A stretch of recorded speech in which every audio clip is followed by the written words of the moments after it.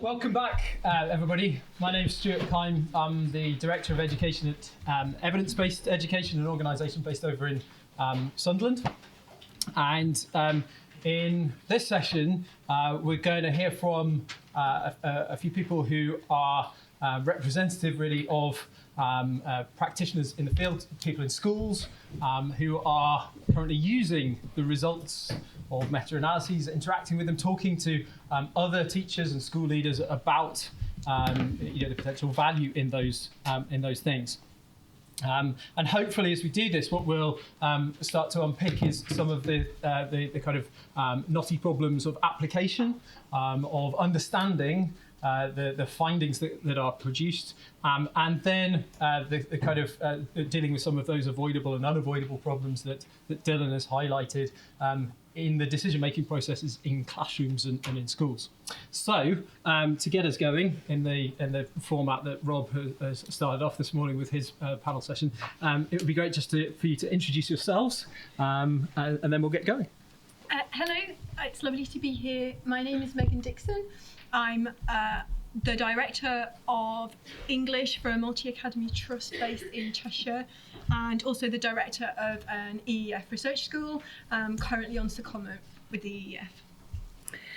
Hi, I'm Nikki Kaiser. I'm a chemistry teacher at a school in Norwich, but we're a research school, so I'm also the research lead for the Norwich Research School.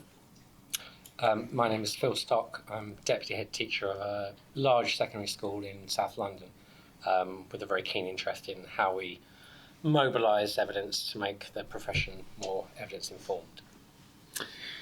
So as we have this part of the discussion, I'm going to actively encourage interaction and questions, because I recognise that there's an opportunity here today for a meeting of all kinds of different stakeholders involved in the production of, the use of, the interpretation of evidence, and certainly the people who are sitting here are the ones who are at certainly one of the sharp ends of this, in terms of making decisions that will in some way affect students.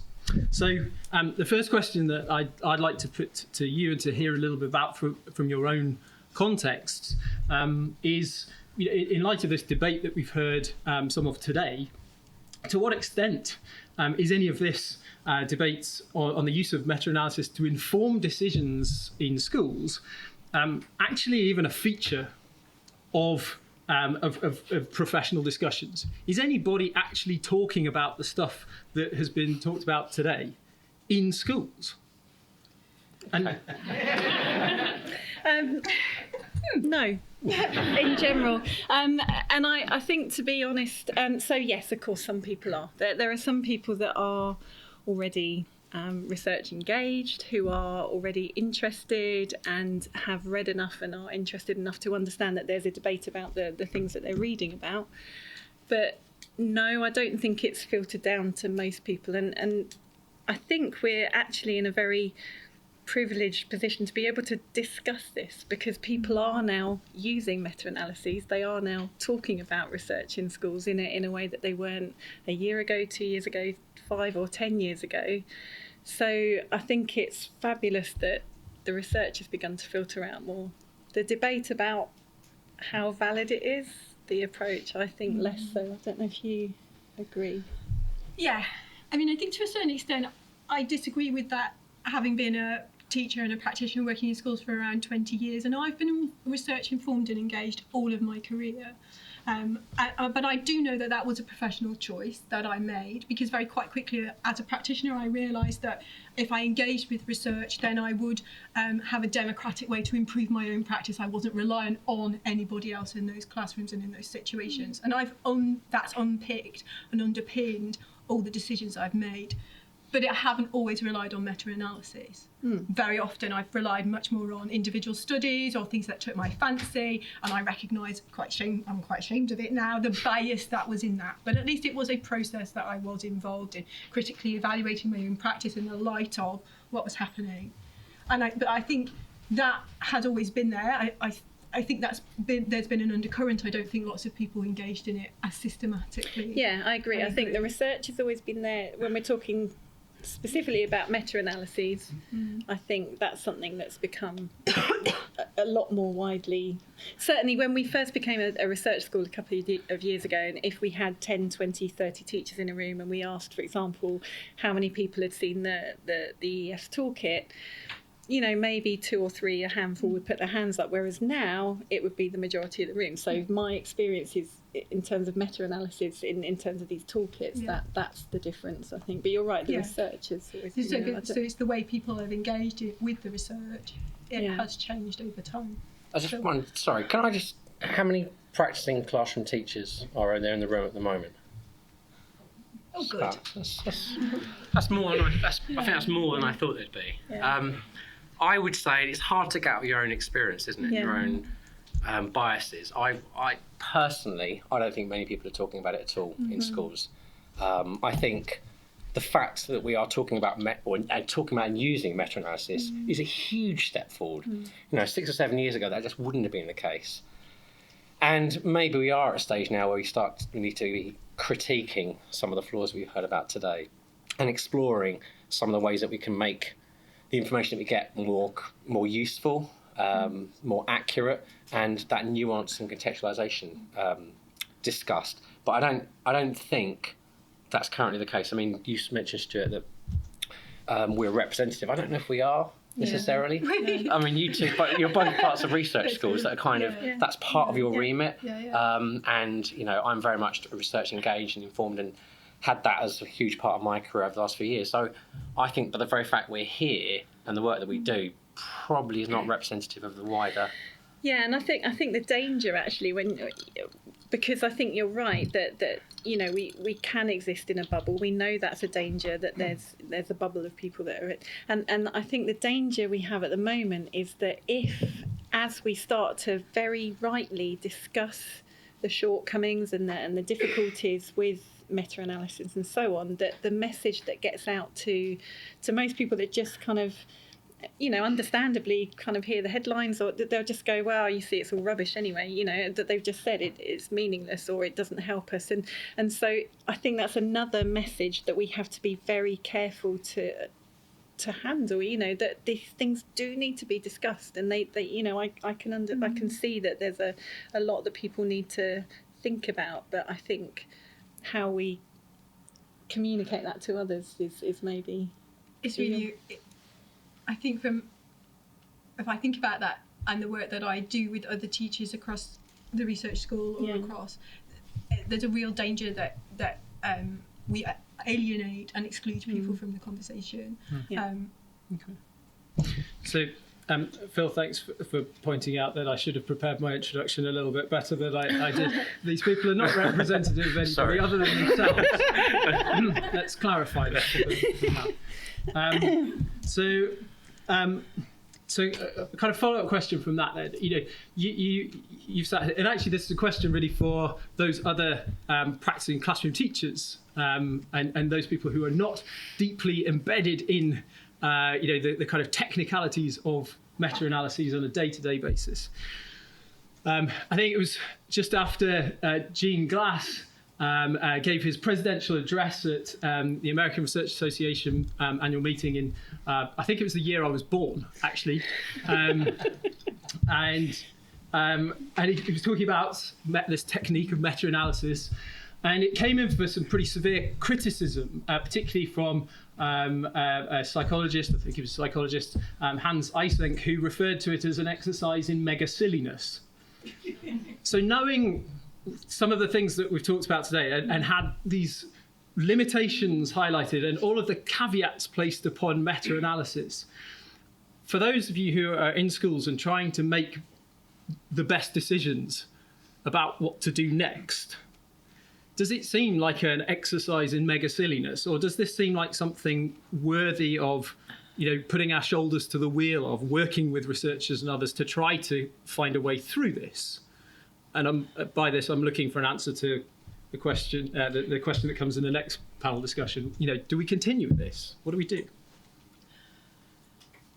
I think it's really helpful to have a kind of overarching idea of the trends of what the evidence is telling us, and that seems to me what a meta-analysis helps us to understand, and that helps us in all sorts of ways, but in terms of classroom practice or moving and school improvement, it helps us have an idea about what might be a good bet in terms of moving practice forward. Okay.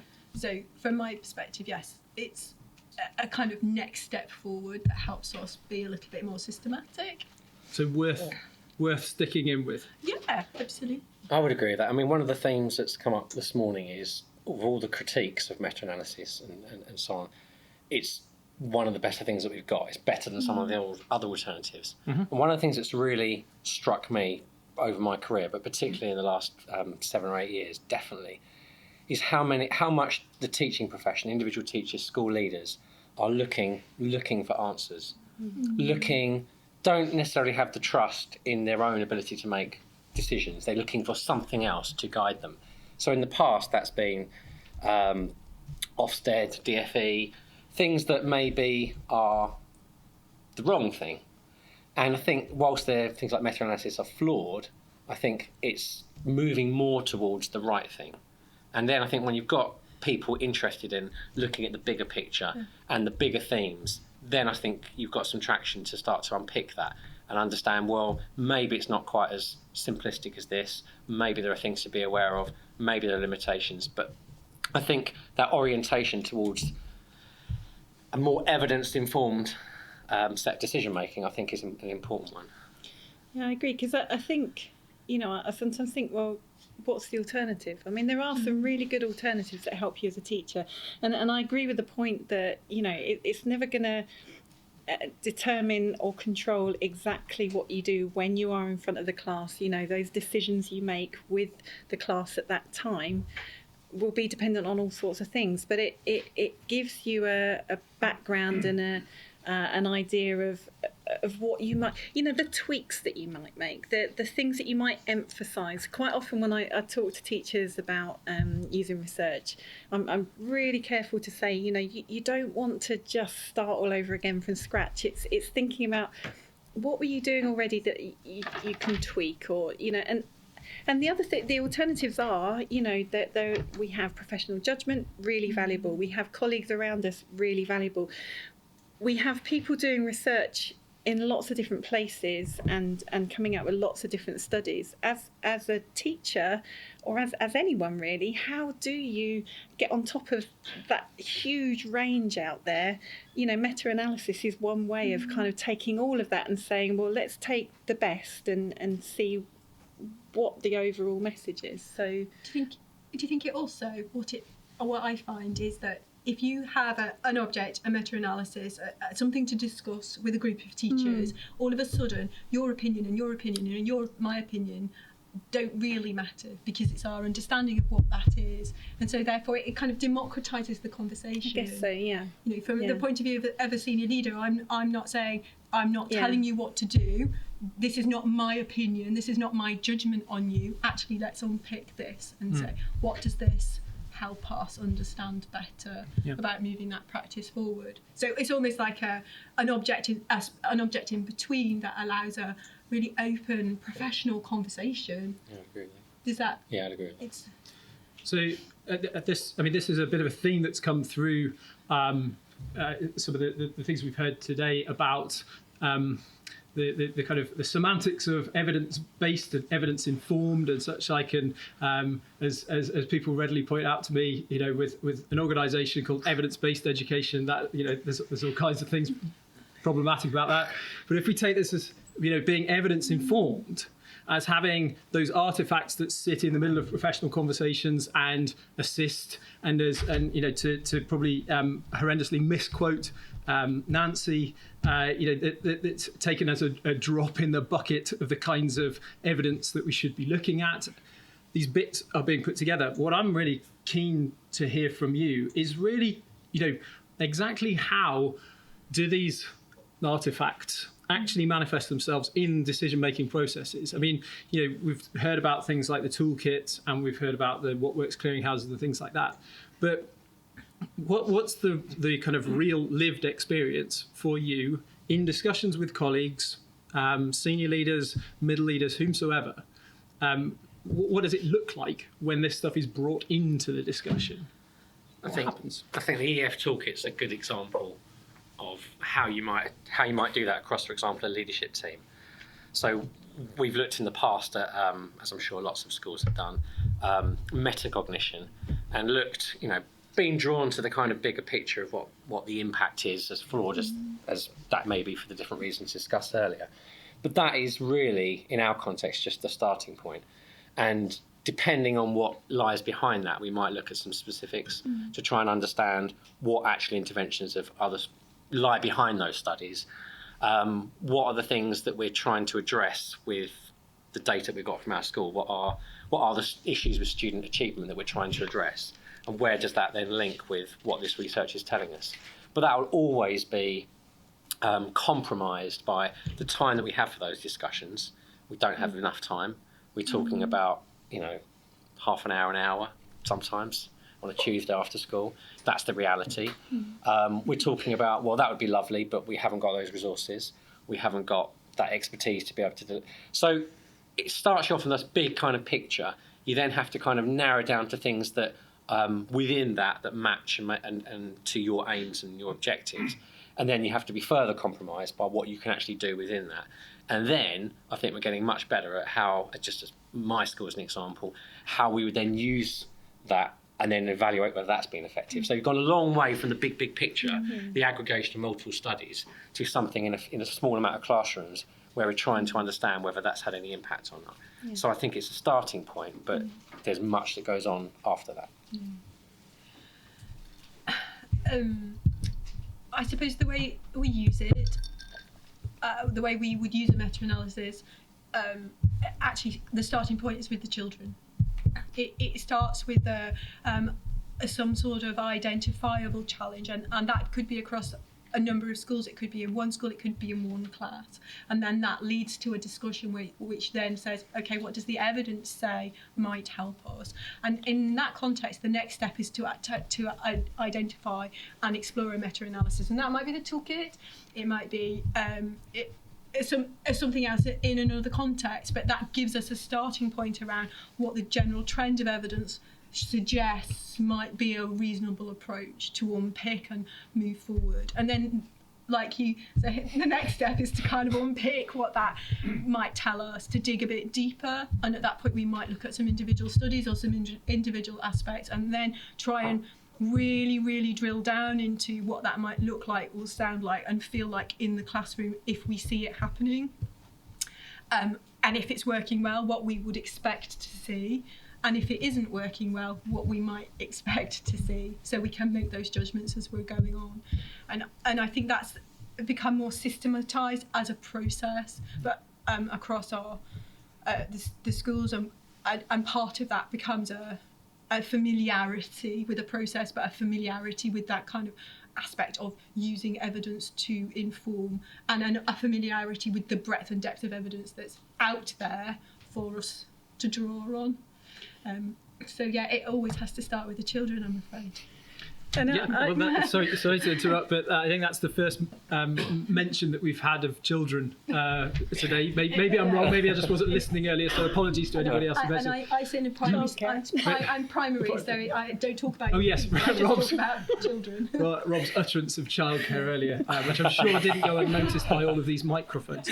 But that that will lead in, and I will shut up in a second. But that will lead into, I think, other discussions about what's the purpose of doing these studies? Who are they for? And maybe the consumer, the audience, has changed quite dramatically, even within the last 5 to 10 years, and potentially things have not caught up on the production side.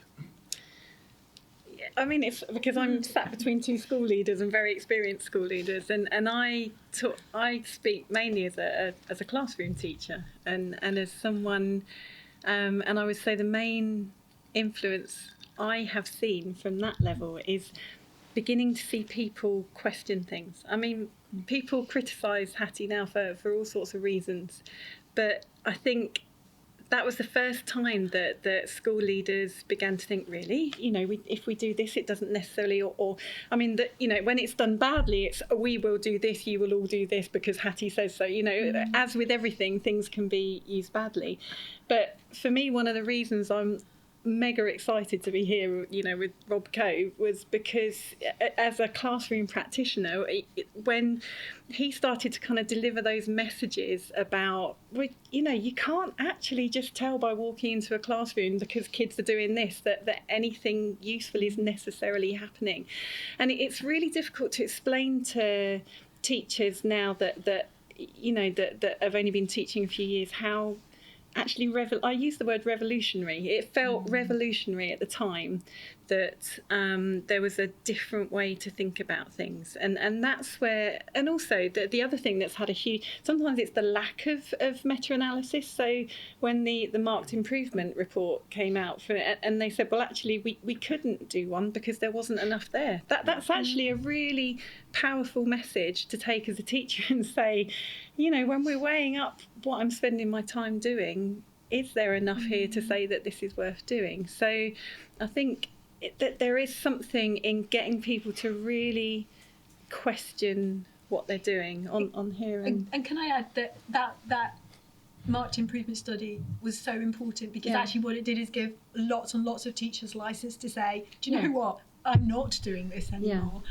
The evidence, there is a lack of evidence to suggest it's going to have any impact. I can possibly more profitably spend my time. I don't know, planning, talking to children, teaching. Without wishing to boost Rob's ego anymore. This is not prepared. What are you doing? I'm going off script. I think the examples that you're giving there, I think why they're so impactful in a school context is because it's more than just the research, whether it be a meta-analysis or individual studies of them. It's got an attempt to kind of contextualise that or to explain that, to have some kind of narrative driver behind it as well.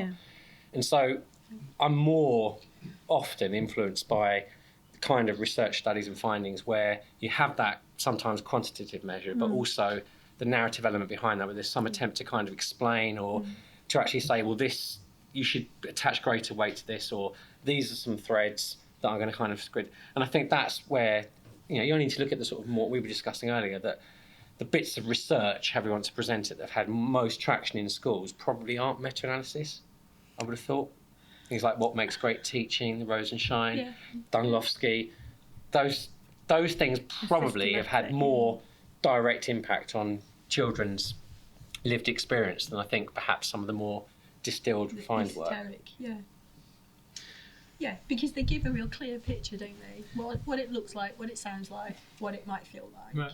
So I wanted to ask about the trust that you feel able to put into the findings of meta-analysis, be they summed up and presented in a toolkit or in original study format and what have you. But maybe we can broaden that out into what's more likely to make research actionable, relevant to context, and I think you've drawn out some of those things there already, and I mean, just as a show of hands, if I said Rose and Shine's principles of instruction, to whom does that mean anything in here?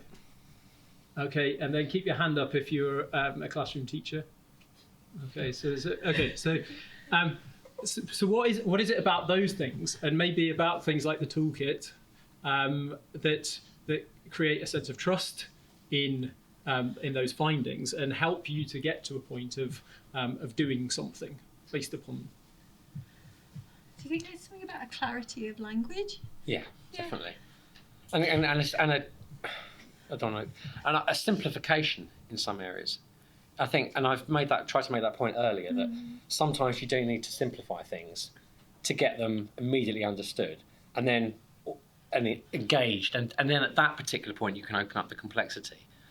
I just don't think it's realistic in most school settings to unpick and interrogate research findings, however they come, to the extent that we've done today. It's just not.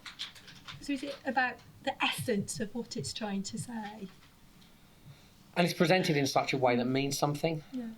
But that's a double-edged sword, isn't it? And that's the other thing we were talking about, because, the real classic example is the graph that we've all seen with feedback as, high impact, low cost, and that turned into, in bad examples, triple marking, and not always effective practices. So it's a real balance between making it simple and accessible and out there so that people are even taking notice of it, and then having the luxury of, once you've done that, saying, okay, but you need to look behind the headlines, and you have to think about how you implement this, and you have to think about your own context, and and so, but that simplification does have to come first, but then it's how we manage it after that. I think I agree, but that's slightly a separate issue in the sense I think that's to do with us as a profession, through the way that we train our teachers and that we grow over the next few years or decades, that we become more research literate, so we're able to, whatever we consume, that we have that critical lens in which to do that. And really, from my experience, I've been learning to do that. And being part of a generation, I know you've spoken about 20 years, that's not common in my experience for most practicing teachers to have that background. I'm older than you. We've we've grown up being able, learning how to do that, and probably flailing a little bit in the dark, but maybe getting a little bit better in the last few years. And I think there have been some tools and things that are increasingly being developed that allow us to do that. And finally, the way the EF present those information, I think, is increasingly very helpful, because they have got that nuance behind there. They do attempt to come out in 2 or 3 different ways. They do attempt to have background documents there. So, well, actually, you need to be critical of this. They do, show you the studies and allow you then to go through it and look through those. It's just how much time do you have to actually engage in that? It always comes down to that. And I think there's always a danger. I mean, we were saying that teachers, leaders, people like a checklist, and if we're not careful, anything will get changed into a checklist. So it's not about the original kind of format. It's about where it then goes, I guess. The point about the time, though, I think it's about what you value and what's important. And for me, teacher professional development is always of very high value and importance, and anything we can do to make that more effective and more professionalised, less I'm telling you what to do, and more let's contextualise and have a discussion, becomes really important. It is of value, and so I suppose, yes, I agree totally about the time, but I think what I've always tried to do is find the time to prioritise it, because it seems to be so important. But I think that's the issue, that there will be very good schools that have always done that, very good teachers that have always done that. But, you always need to have to reach the ones that haven't. In the spaces in between. Yeah, it's So if we acknowledge then that there's something about the accessibility of language and the relevance to context, that doesn't necessarily mean, I guess, that those conducting basic research have to then become the ones who are responsible for creating a sort of a simplified or clarified version. But equally, I mean, as a minor anecdote, I can remember an instance at the university that I work at in Germany, working with a group of PhD students, where we were looking at the abstract for a paper written by some very, very auspicious researchers, including certain members of the university there. And the paper began with the line, "This is a methodological substantive synergy."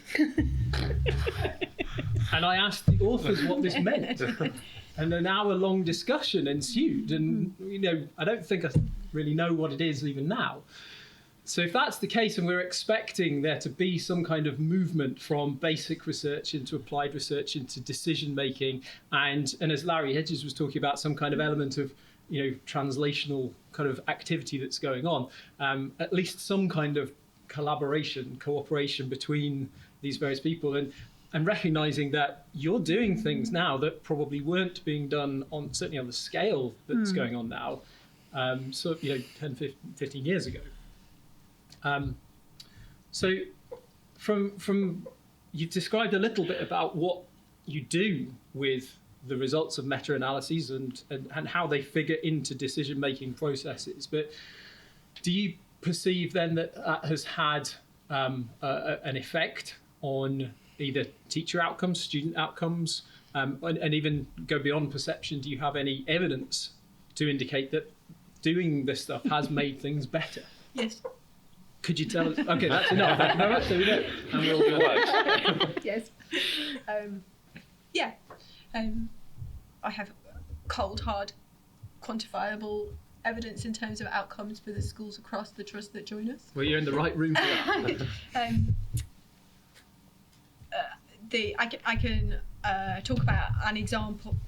Well, I can talk about the examples across the schools in our trust. When a new school joins our trust, they become part of a community of practice, really, where this is an informed approach to their professional development, and the way we try very hard to work with the new schools when they come in is to see it in, I suppose, in a way that we call it a researchly way, so that with the school, holding the school hand by hand, and they usually join us because they're in spots of bother, we can identify and support them to identify areas that would be most effective to move forward on quite quickly, quite rapidly, and then scaffold that use of evidence. And in some senses, and in some cases, that sits around saying, well, actually, I think we might choose that, or we might choose that, or we might choose that, and this is why, and this is why. And holding that, helping them to implement it, helping them to evaluate and explore what it looks like, sounds like, and feels like in practice when it's working,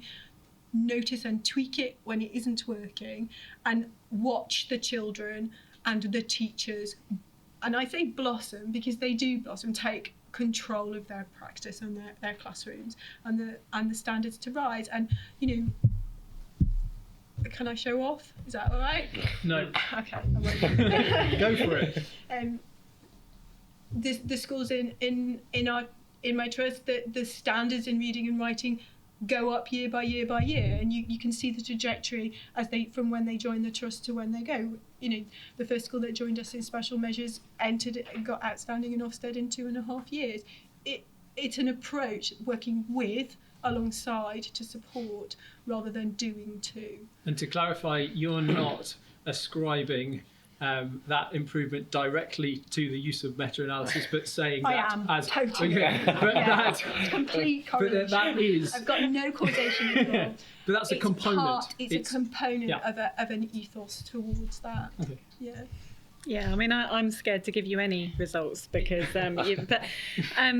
so I'll stick to the fuzzy stuff. But it's funny when I first started. I remember when we were a research school and we talked about that there's a leading learning course in the EF that's all about leading CPD basically within a school, and then the implementation guidance came out, and I remember just thinking, oh really, as someone that hadn't been in that position before of leading change, leading CPD explicitly, I didn't understand how important that side of it was. But the schools that we've been working with, and very carefully helping them to think about how they implement things, evaluating what they're doing.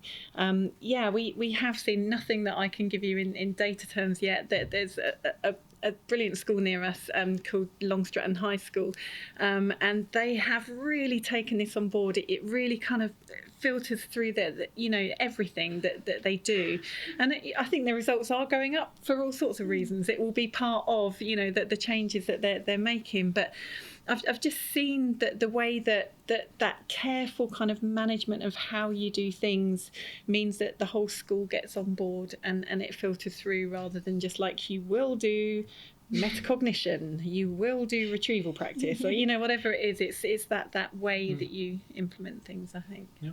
Cool. Yeah, I just picking up on things that both of you have said. I think it strikes me, I would agree with all the things about implementation, and that ultimately in school settings, what it boils down to always, how well you actually do the thing with fidelity. Yeah. And it strikes me, I was bemoaning the lack of time, and just hearing your example there, it seems to me, and I might be wrong, but what you're doing in your trust is having maybe quite a narrow focus on a couple of things and doing them really incredibly well. So, you know, deciding we're not going to do 5 or 6 things, we're just going to do this one thing and doing that really, really well. And then the time that you have for that is, you know, is going to pay dividends there. And I think you're right. Yeah. I find that hard to do.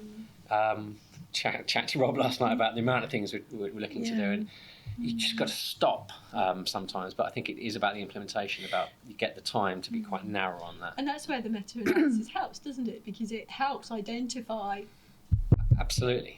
You know, Where you can what's go. going to, what appears to, or what might be the best bet to go down. Yeah, where to can't do everything much as we'd like to. Yeah, all the time. Fair to say that it helps you to do or to stop doing so many good things, so that you can focus on the better. Yeah, I mean, somebody should coin that phrase.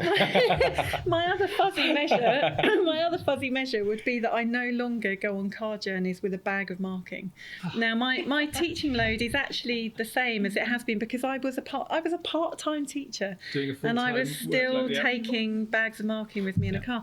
That's a good enough measure for me. You know, and now there are other things that I hope have also improved along the way, but you know, that's good enough sometimes. Okay, so we'll wrap up, but with one more question. But I want to put this in the light of, if you imagine Steve's image of the Mappa Mundi, and if we let's just accept for a moment that that's where we are with what we've got available to us to make decisions and to inform what's going on in schools. If that's what we have.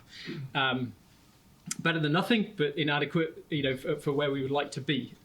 So we're surrounded by researchers and funders and Rob.